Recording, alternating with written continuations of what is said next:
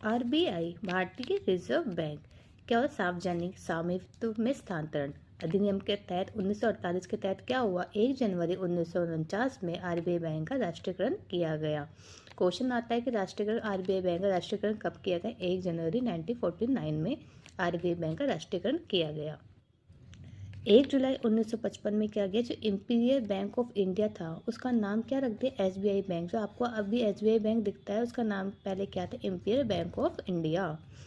19 जुलाई 1969 में क्या किया? 14 बैंकों का राष्ट्रीयकरण किया गया। किसने किया? भारत सरकार के द्वारा 14 बैंक का राष्ट्रीयकरण हुआ जिसमें पूंजी लगी 50 करोड़। उसके बाद 15 अप्रैल 1980 में 6 बैंकों का राष्ट्रीयकरण किया गया और उसमें पूंजी लगाई 200 करोड़ रुपीस। 2 अक्टूबर 1975 में क्या हुआ? क्षेत्रीय बैंक की स्थापना की गई। इसमें 50% जो था हिस्सा था केंद्र सरकार का, 35% व्यापारी बैंक का और 15% राज्य सरकार के इसमें हिस्सेदारी है। वर्तमान में राष्ट्रीयकृत बैंक टोटल कितने हैं? 12। और आरबीआई की स्थापना आरबीआई एक्ट 1934 के तहत 1 अप्रैल 1935 में हुई थी। जो आरबीआई की स्थापना कब हुई थी? 1 अप्रैल 1935 में हुई थी। और किसके तहत हुई थी? आरबीआई एक्ट 1934 के तहत। ये आपके क्वेश्चन पेपर्स में पूछे जाते हैं, वो कोई भी गवर्नमेंट का एग्जाम हो उसमें सारे क्वेश्चंस आते हैं। Royal commission on money finance, इसका अदर्स नेम के हिल्टन यंग के अकॉर्डिंग क्या हुआ था? इन्होंने ही क्या किया था? Royal commission of money finance, जिसका अदर नेम हिल्टन यंग है, इनकी ही सिफारिश में आरबीआई जो बैंक आपकी स्थापना की गई थी। इसके अध्यक्ष कौन थे? हिल्टन यंग, इसलिए इनका अदर्स नाम क्या? Hilton young.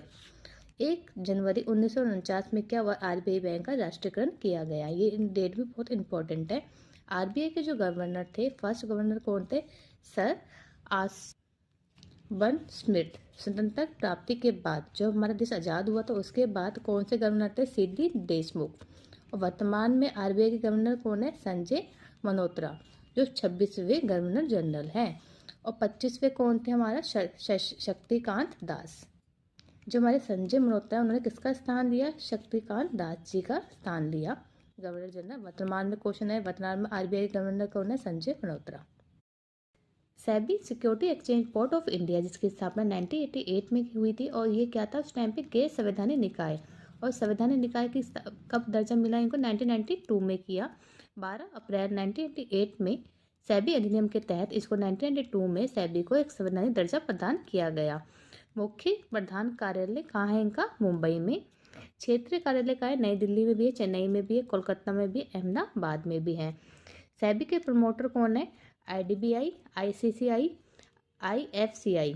और महिला अध्यक्ष कौन थी इनकी? सुश्री माधवी पुरी बुंज। सबसे पहले अध्यक्ष कौन थे हमारे सेबी के? Doctor S A Dave. ठीक है। और वर्तमान में अध्यक्ष कौन है? श्री तुहिन कांता पांडे। तो इसमें आपके क्वेश्चन इंपॉर्टेंट आता है कि महिला अध्यक्ष कौन थी? सुश्री माधवी पुरी बुंज। और पहले सबसे अध्यक्ष कौन थे? Doctor S A Dave. और वर्तमान अध्यक्ष कौन है? श्री तुहिन कांता पांडे। और एसबीआई की जो पहली स्थापना हुई थी कब? 1988 में हुई थी। कब इनको संवैधानिक दर्जा मिला? 1992 में मिला। इनका जो मुख्य प्रधान कार्यालय कहाँ है? मुंबई में। सतत विकास सूचकांक 2024 में इनके जारीकर्ता कौन थे? UNSDSN। इसको हम हिंदी में क्या कहेंगे? फुल फॉर्म संयुक्त राष्ट्र सतत विकास समाधान नेटवर्क। संस्करण का बोला 9वां हुआ था और उसमें रैंक कितनी है भारत की? 109। प्रथम पहला स्थान किसका? फिनलैंड का। अंतिम स्थान किसका है? दक्षिण सूडान का। SDG, ये क्वेश्चन बहुत आता है। इंडिया इन 2023 से 24 तक। 12 जुलाई 2024 को नीति आयोग ने क्या किया? सतत विकास लक्ष्य ने SDG इंडिया इंडेक्स 23 और 24 क्या करता जारी किया। यूएनओ द्वारा कितने 17 लक्ष्य निर्धारित किए गए थे जिसमें 169 जो भी कार्य दे रखे थे। और कौन सा उच्चतम स्कोर किसने, कौन से राज्य ने किया? उत्तराखंड में 79 इन्होंने अंक प्राप्त किए। और कौन सा है? उत्तराखंड 79, जिसने सबसे ज़्यादा अंक 2023 और 24 में प्राप्त किए। वर्ल्ड बैंक यानी विश्व बैंक की स्थापना कब हुई थी? 27 दिसंबर 1945 में हुई थी। और इन्होंने अपना कार्य कब करना स्टार्ट किया? जून 1946 में इन्होंने अपना कार्य करना स्टार्ट किया था।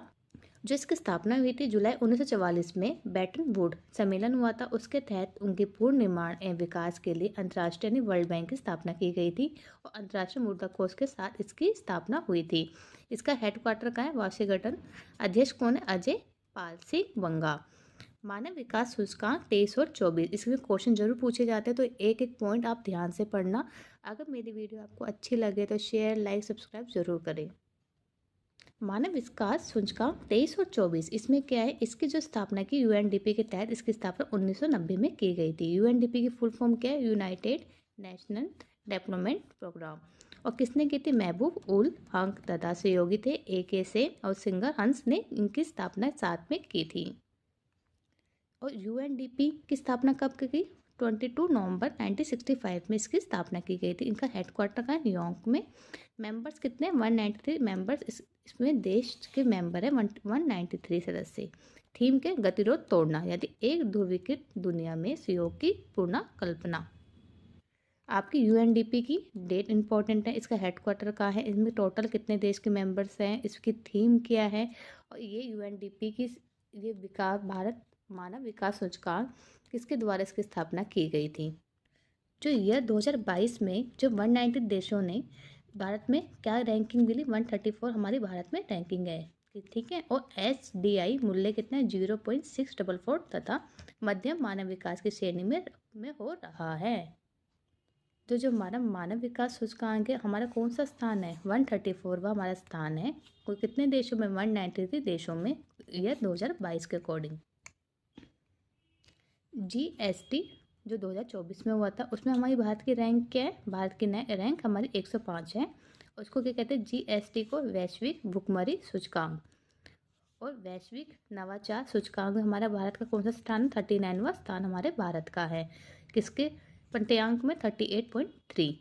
वर्ल्ड हैप्पीनेस रिपोर्ट जो हमारी आई थी 2024 में, उसमें कौन जारी करता है, UNSDSN, संयुक्त राष्ट्र सतत विकास समाधान नेटवर्क।